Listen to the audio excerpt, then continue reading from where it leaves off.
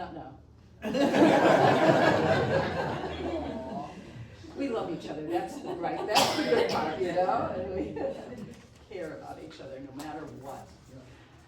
Okay, so our next part is Maggie coming up to share with us the reading for today. Well, by the way, Maggie is having her knee replaced tomorrow. I think we have to have a show. How about a big one? So it all goes perfectly, and there'll be no hesitation in walking up here. Oh, thank you, Catherine, and thank you, beautiful community. Big writing, but I'll wear my specs. I get it right, and I love this. It's beautiful. Some days I awake with a cloud around my heart, and it dulls everything except the weight I feel inside. Yet, just because I can't make it to the light today, doesn't mean that the light has vanished. In truth, the light, like the earth, is continually blanketed by ever-changing atmospheres that come and go between who we are and how we live our lives. Like flowers waiting on rain and sun, our hearts wait on love. As much as we want to be seen and known, it is giving our attention that keeps us awake. Instead of waiting, it is the giving that opens us to love. And accepting that, and accepting that deep things wait like seeds between us is believing in the world. So, wake me by accepting me, and the world will sprout us up like grass. And that's from Mark Niebuhr.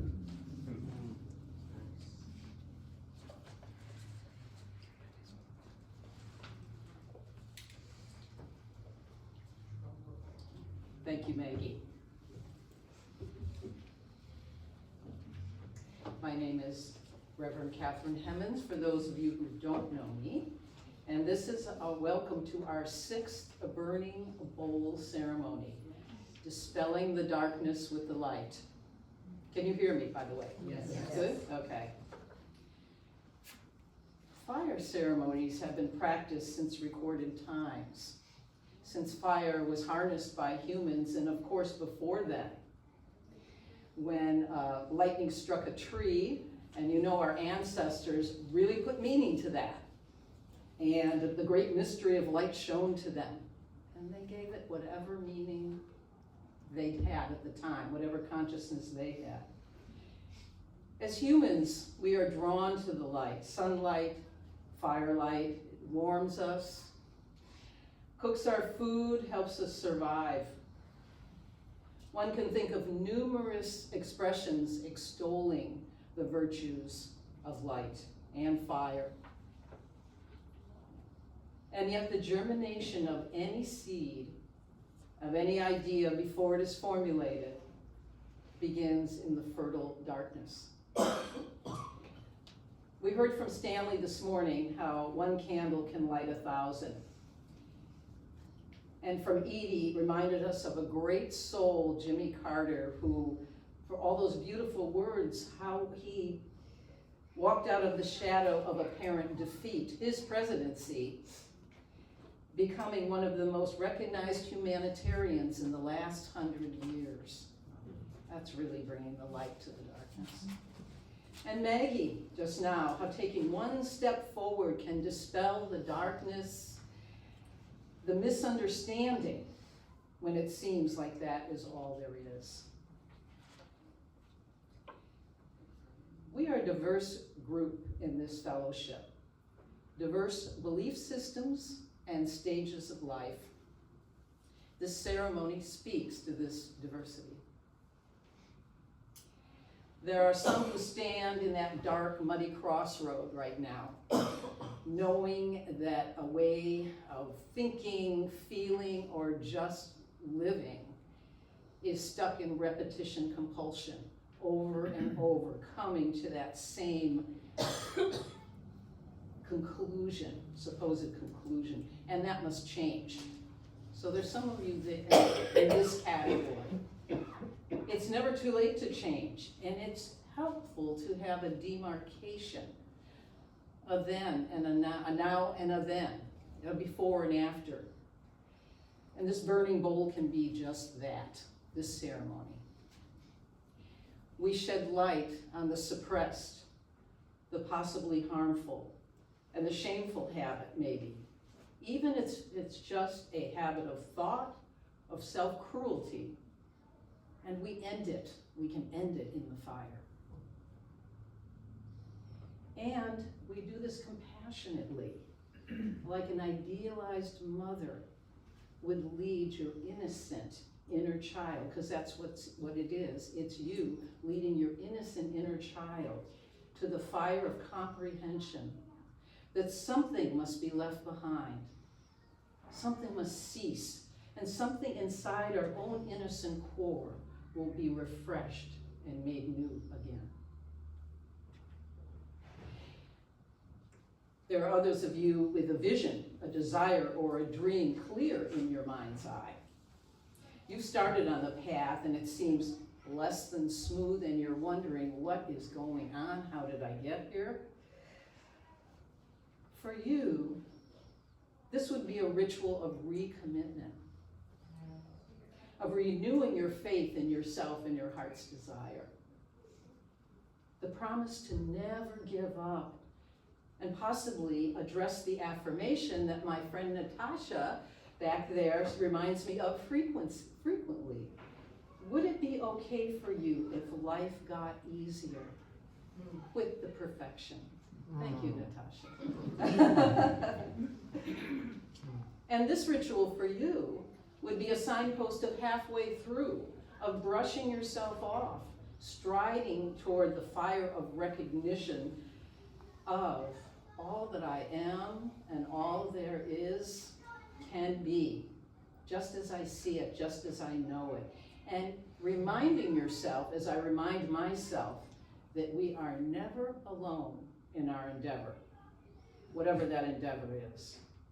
With intention, doors open, assistance appears, whether it's in the form of a person, a friend, a doctor, a new employer, a tech assistant we need so badly to get our project off the ground, or that bright idea that propels you in a new direction. Synchronicities abound.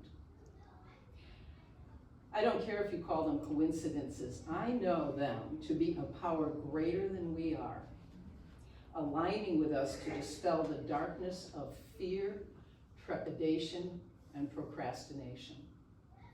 I have that faith for you, even if you don't always have it for yourself. For others, there's a deep desire to let it all fall away. All the expectations life has put on us, or so it seems. All the commitments that keep us busy and out of touch with our true nature. That nature, that deepest, most contemplative part of ourselves that sees through the world and all its illusions of power and competition, of winning and losing, sees through these opposites that our earthly realm of duality presents to us. Perhaps you can hold the, in this group, perhaps you can hold the darkness lightly while reminding yourself of the creative consciousness that lives forever in you. You are part of all that is, and you may not be able to even articulate it, but you feel it in every fiber of your being. And you accept that this truth is for you. That is a mystic in you. And I know there's many of you sitting in this room. So this year is a promise that you renew every year fire or every chance you get, honoring your eternal soul. Now, I would be remiss, especially in a UU conversation, if I didn't address the darkness that seems to be pervasive in our politics. Use this fire to burn new energy into your activism, into your structured plan to resist, if this is where your attention lies. Trust, if you can, that the force of light with a capital L, however dim it appears sometimes, can never be extinguished completely. Energy can't die. Proven in quantum physics, it is just transformed. If your involvement lies in the structured planning of resistance, if this is where your talent lies, we need you to add your flame to this flame. There are all kinds of reasons that we release what needs to be released. You know what's burning inside. Quietly name them and release them. We make this bowl personal, burning bowl personal and universal in knowing that there is strength, hope, peace, and power in embracing the beautiful diversity in our levels of consciousness and how we express this diversity in the world. I want to say something about the altar. Crystals have been wisely used since the beginning of time, for ceremony and for personal use. They have a certain energy, they have a vibration that adds to every intention that we put around them or through them or in them. And they're just beautiful to look at as well. So every year I put this altar up because I like it and want to share it with you. There's also the 4 elements. Earth, of course, the old, the ancient crystals. Air, a condor feather that's right in there. Water in my ordination chalice. And fire as we light the candles.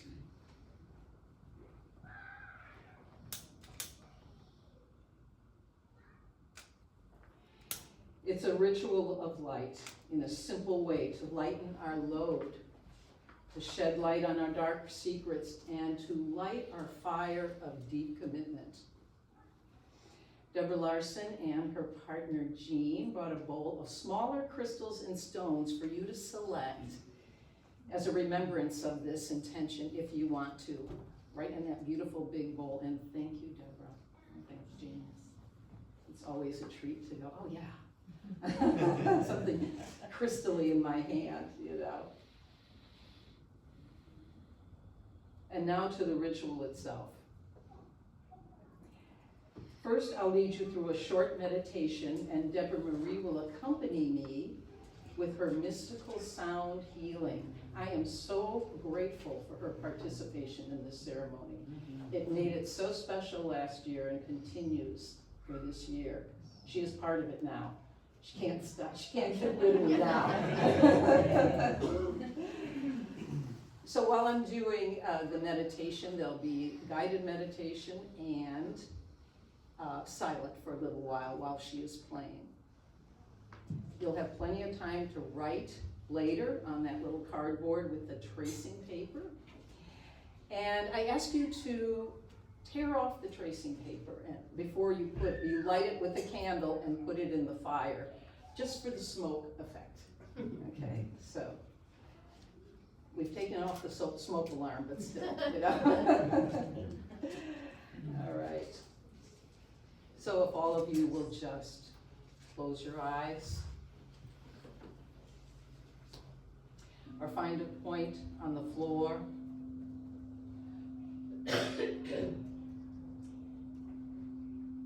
It is said that meditation nourishes us,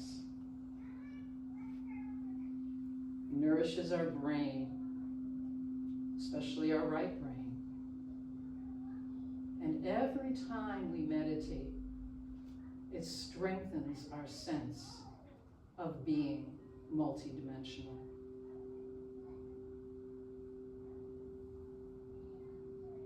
As we focus on this three-dimensional world, it takes a willingness to consider that we are indeed emotional, mental, several realms of spiritual consciousness, as well as this easily discernible physical form. From this meta view, this metaphysical state, we suspend judgment and allow the sense of the interconnected web of life to permeate our understanding.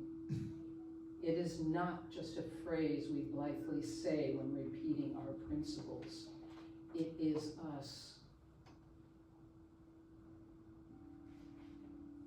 Breathing in slowly through your nose, continue settling in. Feel the breath coming into your nostrils. Slow your breath pattern down if possible. Quiet the breath. Being aware of how it enters and exits your lungs and nose.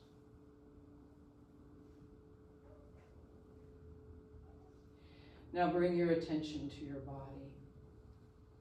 Is there any tight place in an old familiar place?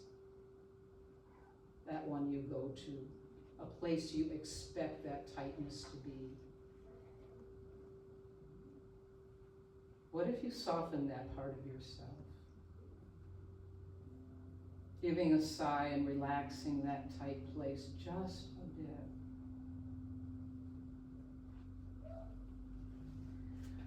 Or is there a thought that is running a loop in your mind?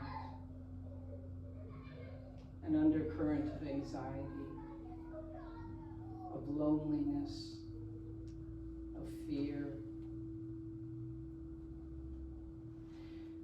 Taking a deeper breath and consider softening that thought so it doesn't run your life.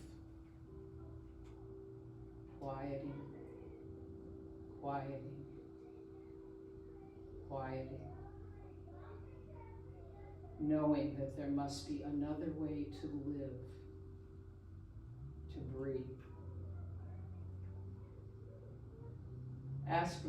Asking for that way to come to you in a thought or a dream later on. It all doesn't have to be decided right now. Just be willing to let your highest consciousness, which is unique to you, give you a message. A message to open, open, open to your deeper inner life.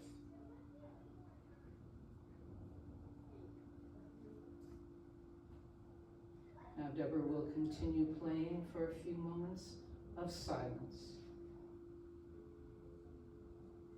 How much love can you give to yourself by just being quiet right now?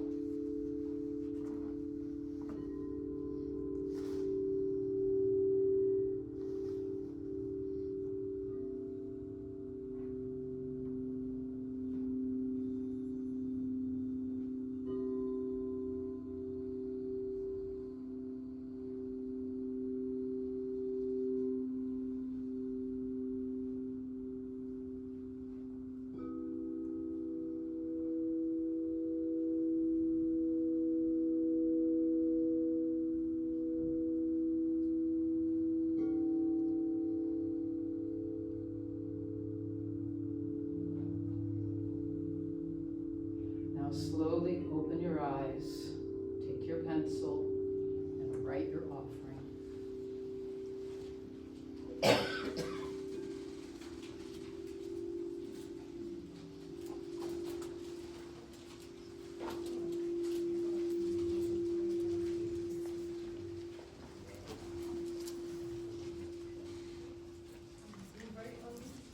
Yes, right on the, it's tracing paper, and it's stuck right on, then you tear off the tracing paper and throw it in the fire. The cardboard is just to write on. Yes, Steve?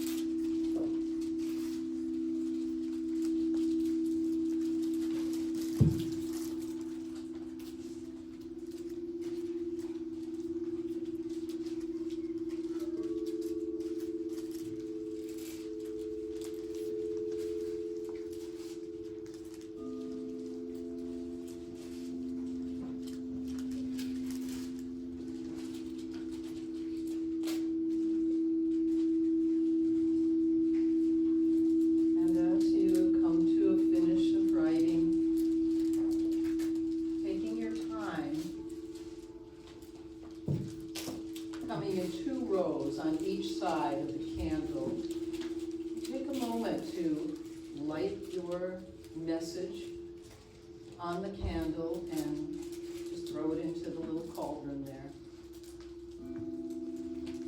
Whenever you're ready, in your own time. So probably lining up through here and here, it looks like, of the candles, or here, where you are, yeah, here and here. Yeah. And take your time as you throw it in. Let it really be gone, or really be an opening for yourself. Really be that commitment.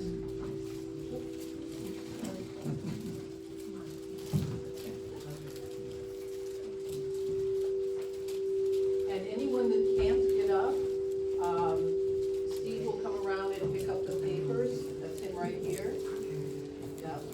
Oh, thank you, Rick.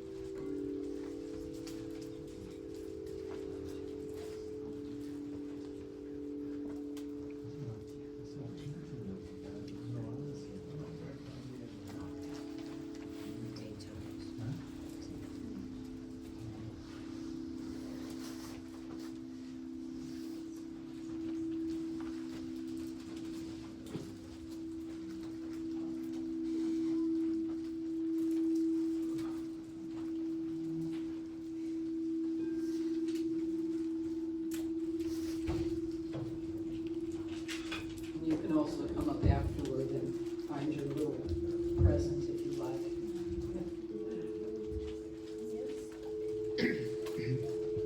Either way.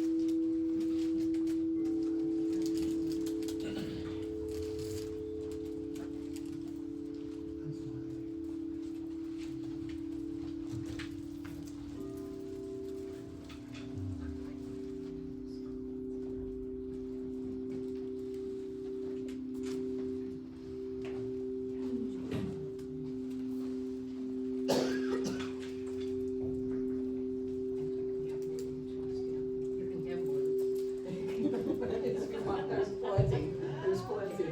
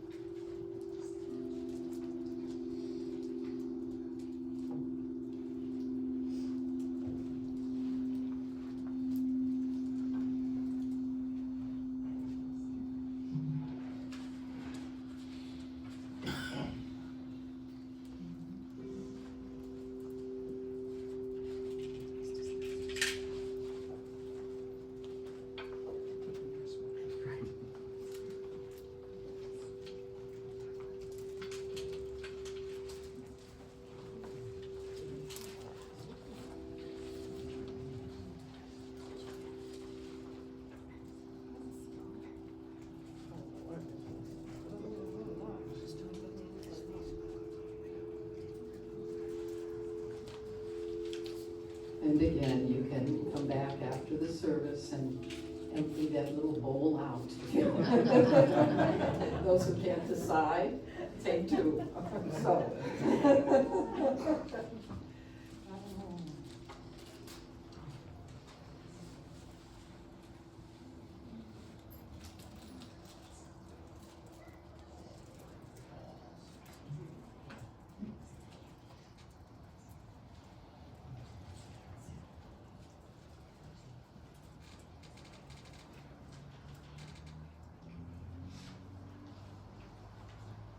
I want to thank everyone that has helped me put this together, and the music, and Deborah Marie especially. So my closing words for this, from James Baldwin, one I love. The longer I live, the more deeply I learn that love, whether we call it friendship or family or romance, is the work of mirroring and magnifying each other's light.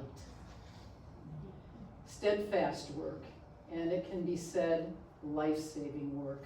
In those moments when life and shame and sorrow occlude our own light from our view, but there is still a clear-eyed, loving person to beam it back. In our best moments, we are that person for each other, and we are that for each other. Thank you, and so it is.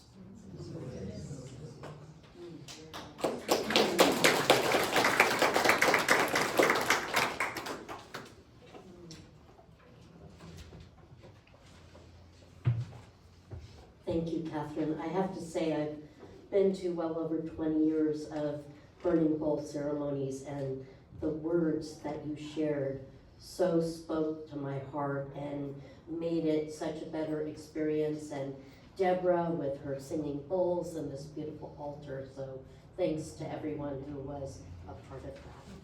Very appreciated. We're going to go ahead and, are we inviting our children back? Let's invite our children back. And it's now time for our offering. Our food leaders work diligently throughout the year to be careful and attentive stewards of our fellowship and its funds. Countless meetings, reports, documents, and budgets are necessary to maintain the health of our organization, especially one that has endured for over 20 years. We depend on our tools